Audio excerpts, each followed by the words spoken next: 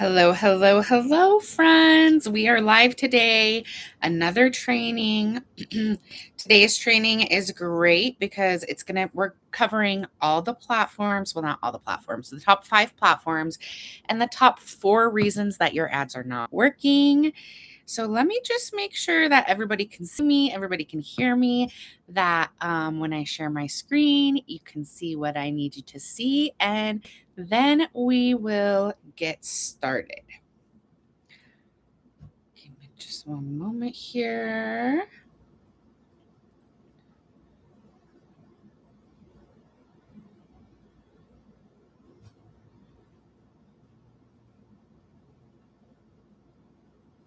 Bridget is the co.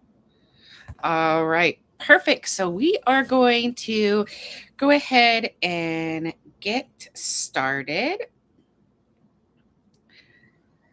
So if you've ever said ads don't work for my business, then this training might hurt a little because the average business wastes 40% of their ad budget on mistakes that are completely fixable. And it's not a platform problem, it's not a market problem, and they're all fixable mistakes. So here's why this matters to you, and especially if you've been watching this channel. We talk a lot about the 3 R's in marketing, and particularly the third R, which is retargeting. It's one of the most powerful tools in your entire marketing system. But if you're making these platform specific mistakes and you don't even know it, then your retargeting is never going to work the way that it's supposed to. You'll keep throwing money at it, you'll keep getting mediocre results, and you'll keep blaming the platform when the real problem is happening upstream. So, before retargeting can do its job, we need to fix what's broken at the ad level. And that's exactly what we're doing today. I'm Bridget Brooks. I'm founder of Search Everywhere Marketing.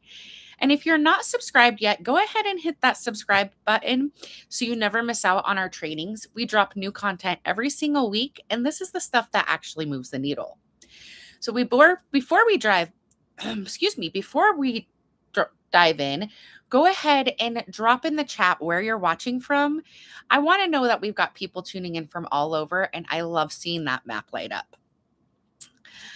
Okay, so today, platform by platform, Google, Meta, YouTube, TikTok. The top 4 mistakes on each one, real mistakes, specific fixes, no fluff. Let's get into it.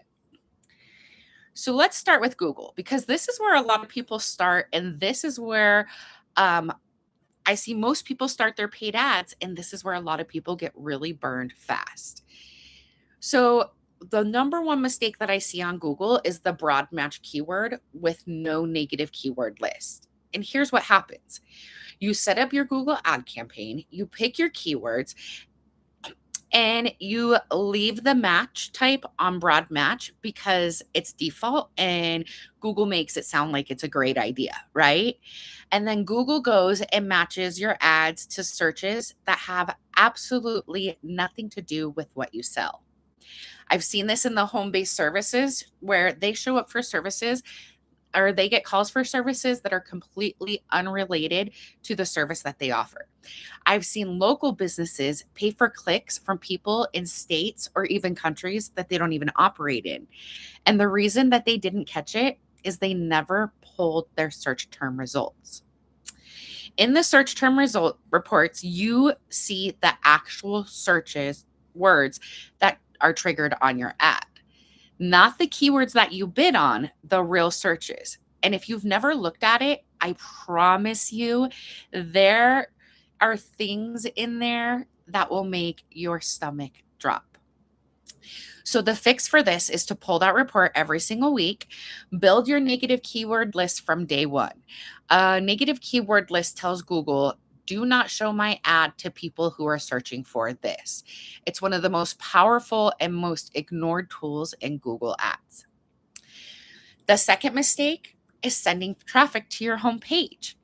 Now, your homepage is designed to do a lot of things for a lot of people. right? It's got your about section, it's got your services, it's got your blogs, maybe even your podcast, your contact info. It's trying to serve everyone who visits your website. And it's exactly why it's a terrible place to send paid traffic. When someone clicks on your Google ad, it's because of something specific, a specific term or problem that they're looking to have solved. And when they land on the homepage that talks about 15 different things, they bounce because nothing on the page speaks directly to what they clicked on. Google actually rewards relevance and it's built into your quality score, which I'll get to that in a second. The more relevant your landing page is to the ad and your keywords, the better your quality score, the lower your cost per click, and the higher your conversion rate. So, how do you fix this? Every ad needs its own dedicated landing page, one offer, one call to action, and the message on that page should mirror the ad that they just clicked on. That's it. Now, the third one that I see that happens every time with Google Ads is ignoring your quality score. Google score is the quality score is the ranking and relevance of your keywords, your ads, and your landing pages. It's scored 1 to 10, and it directly affects how much you pay per click. So here's why this matters. If your quality score is a 4 and your competitors is an 8, they could be paying half of what you're paying for the same keyword and outranking you at the same time. That's how much it matters. Most people set up their campaigns, look at the quality, and never look at the quality score, right? It's set it and forget it. They just keep increasing their bids and wondering why their cost per clicks keep going up. So to fix this, go into your keywords and view and add the quality score column. Look at anything below 7 and then look at 3 components: ad relevance, landing page experience, and the expected click-through rate. And fix the weakest one first. This alone is going to dramatically reduce your cost per click. And then the fourth one, and guys, you will see the fourth one on every single platform because I can't preach to this enough, and that's having no tracking before you launch. Now, I'm not just talking about before you launch ads, like your tracking should go in place right after your website launches because you want to be able to track anybody, whether you're paid for them to get there or they got there organically. Without conversion tracking, Google can't optimize and can't measure for your results. You're spending blind. So set up your GTMs, conversion tracking, before launch. Really set them up at the very beginning that you launch your website. All right, so let's move on to Meta. And moving to Meta is Facebook and Instagram. A lot of people don't realize when you use the ad platform from Meta, you're launching ads to Facebook and Instagram. And honestly, this is where I see the most frustration from business owners right now because Meta has changed so much in the last couple years. So let's dive into it. The first mistake that I see so consistently is handing over too much control over to the Advantage Plus. Meta has been pushing Advantage Plus campaigns hard, and the pitch sounds amazing, right? Let our AI find your best customers, optimize your budget, and automatically reduce your workload. And for some businesses and some objectives, that's absolutely the truth, and it works. But here's what I see happen consistently. A business owner turns on Advantage Plus, and then Meta decides that the best use of the budget is reaching the absolute broadest audience possible because that's what optimizes Meta's delivery. And that broad audience is cold traffic that has never heard of you and has no reason to trust you and is not ready to buy. You've essentially handed your ad budget to the algorithm that's optimizing for its own metrics, not yours. Make sense? So here's the fix. Use the Advantage Plus strategically. Use it for top of funnel awareness. Use it for broad reach. But when you're retargeting campaigns and for your warm audience and for people who've already visited your website, keep that manual. You know who those people are. Meta doesn't, and they'll dilute it. Mistake number two that I see is killing ads too early. This one is common and it costs people so much money. You launch your campaign, day 2, 3, 4, you're checking the dashboard consistently. The cost per lead looks high, the cost per click looks off, and you're not seeing results. So you turn it off and start all over again. And what you just did was interrupt Meta's learning stage. Meta's algorithm needs data to optimize. When I worked for Facebook, when I worked for Meta, we told our clients they needed to run their ads for 30 days to hit full optimization. Specifically, that learning period, it comes out of the learning period after 50 conversions. And when I say conversions, I mean whatever you're telling the ad to do, whether it's a click, whether it's a sell, whether it's a lead, that's the conversion, right?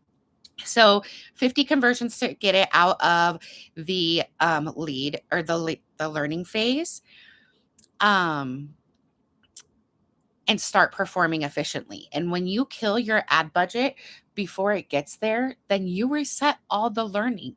You start all over and you never let the algorithm do what it's actually built to do. So the easy way to fix this is give your campaigns a minimum of 14 days before making any sufficient decisions. Watch the trends. Is the cost per click going down or is the cost per result going down over time? That's the algorithm learning. Make decision based on trends, not on daily emotion.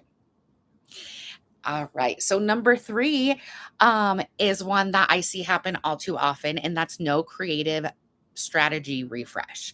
So often people will just set it and forget it. Your creative, your imaging, your video, and your copy, it all has a shelf life. And on Meta, that shelf life is shorter than you think because you're showing ads to the same audience over and over and over again. The metric that you need to watch is frequency. Frequency tells you how many times on average that someone in your audience is seeing your ad. And when the frequency hits 3, 4, 5, your audience has seen that ad multiple times and they're tuning out. And it shows. That's called ad fatigue. And that shows up as rising cost per millions or cost per milli, falling click through rates, and declining conversion rates. Most people don't catch it until their entire campaign has tanked. So, how you fix this is rotate fresh creative every 2 to 3 weeks. Have 3 to 5 variations running on an ad set at all times and have different hooks, different formats, and different angles. Let the data tell you what's resonating. And then the moment you see that frequency rate climbing and the performance dropping, refresh your creative before you take your results. A good example of this, guys, is Alec Hermosi. When he was writing his $100 million leads book, he talked about how he had a new creative every day that he tested against the previous winning creative. So he was making 365 creatives for his campaign to find his 100 million leads and to get the most out of his Meta campaigns. And then, of course, again, the fourth one is not having your tracking in place before anybody visits your website. With Facebook, it's very easy to put what they used to call pixels. I think they're called data sets now. It's very easy to put those in place, especially because they have all the partner integrations now. Do not sleep on the tracking. Make sense? Awesome. Let's keep going. So, the next platform that we're going to talk about is YouTube. And YouTube ads are incredibly powerful and increasingly misunderstood. Most businesses either avoid them completely or run them the exact same way that they run their Meta ads. And then they wonder why they don't work. So, let's talk about the four biggest mistakes or most common mistakes that I see when companies are running YouTube ads. And the first one is no hook in the first 5 seconds. On skippable YouTube ads, you have 5 seconds before someone can skip. 5 seconds, right? And most businesses spend those 5 seconds with a logo or some type of animation, a brand intro even, and some generic statement that means absolutely nothing to the person watching, and that person skips every single time. So here's the thing. When someone skips your ad, it doesn't just mean that it's a wasted impression. It also trains the algorithm about what your audience wants to see and who your audience is and what content that they're interested in. Your target gets worse over time if they're skipping in the first 5 seconds or after the first 5 seconds. So the easy way to fix this is lead with pattern interrupt. Say something in the first 2 to 3 seconds that is so specific to your ideal client that it crawls right out their pain point. So a good example of this would be if you're a contractor in Arizona and you're spending money on Google ads and getting 0 calls back, then don't skip this, right? I'm speaking directly to a person, exactly what their pain point is and what I want them to do. Lead with the problem, make them feel seen before you ever say a word about their solution.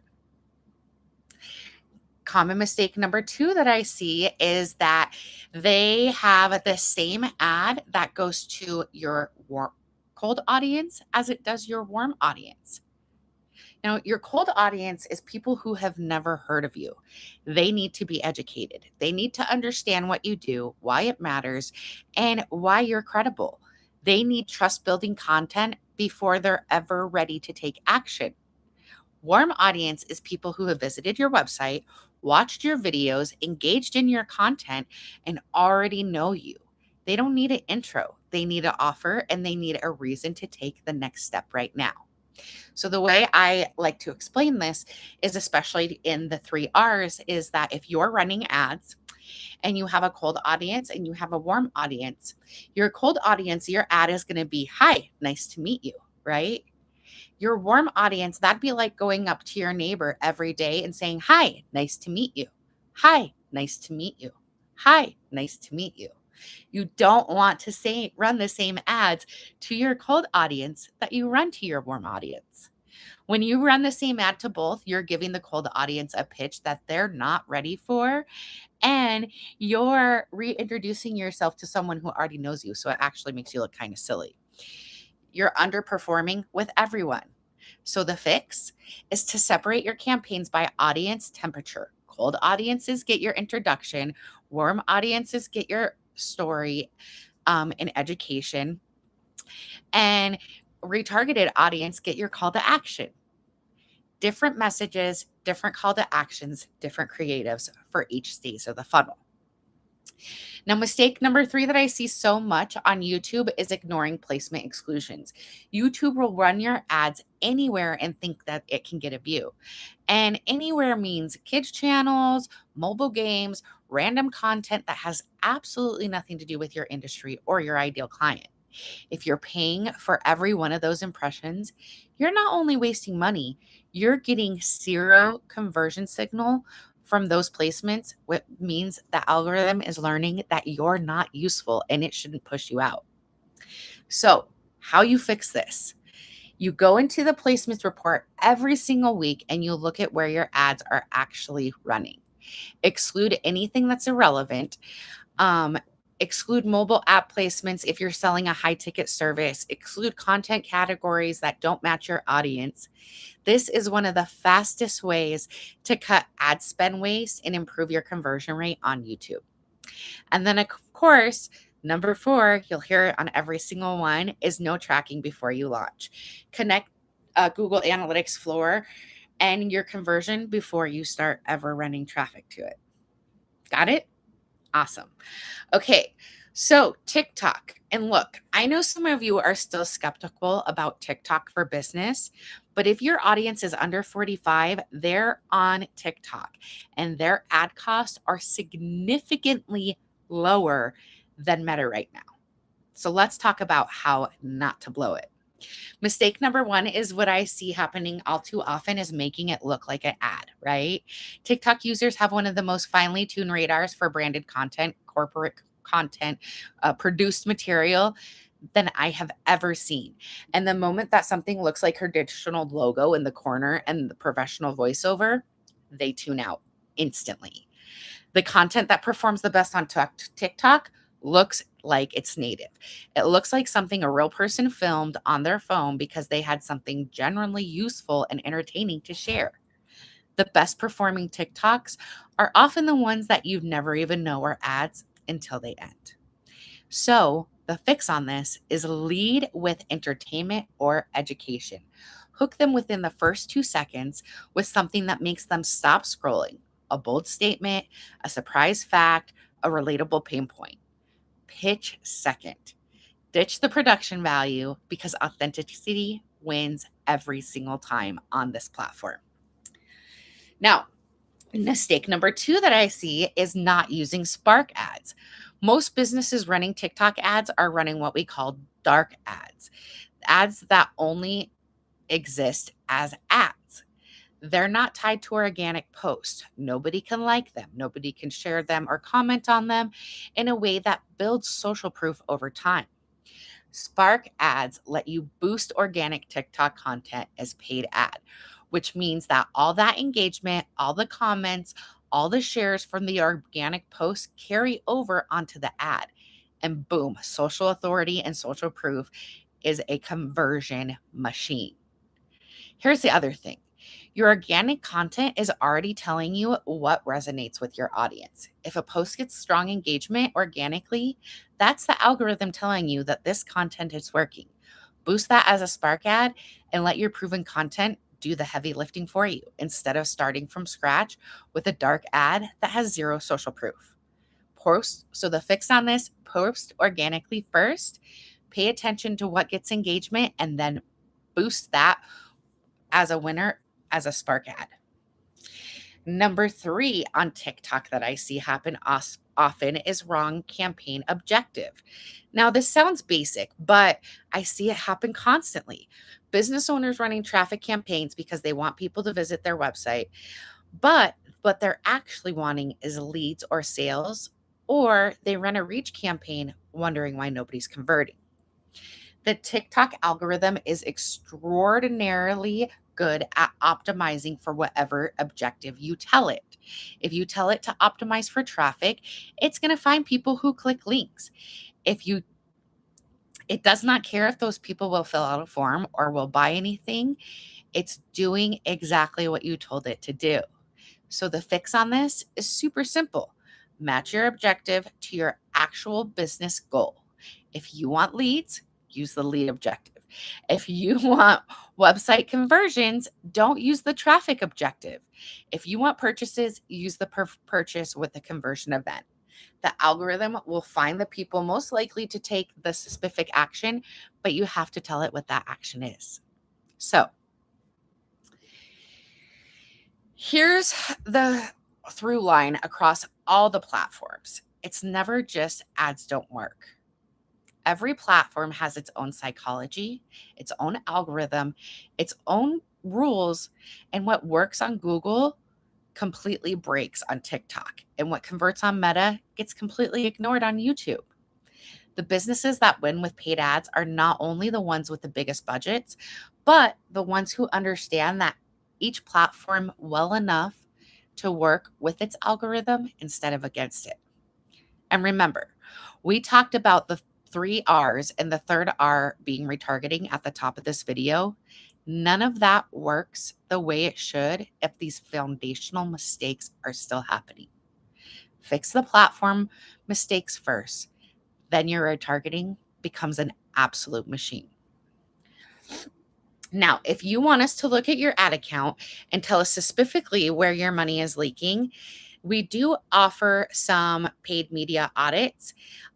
You can definitely visit our website. And if you want to understand how all of this fits into a full funnel omnipresence strategy, definitely check out our Omni 90 membership. It's a 90-day membership that gets you from no presence all the way to ad ready or launching ads within 90 days. And as always, hit subscribe if you're not already a subscriber. Because seriously, every single week we are here with real strategy, dropping trainings, and drop your questions in the comment below so that I can answer them for you next week. That's all I have for you guys today. I'm the co-founder of Search Everywhere Marketing, Bridget Brooks, and I am so grateful that you are here with me today. Bye.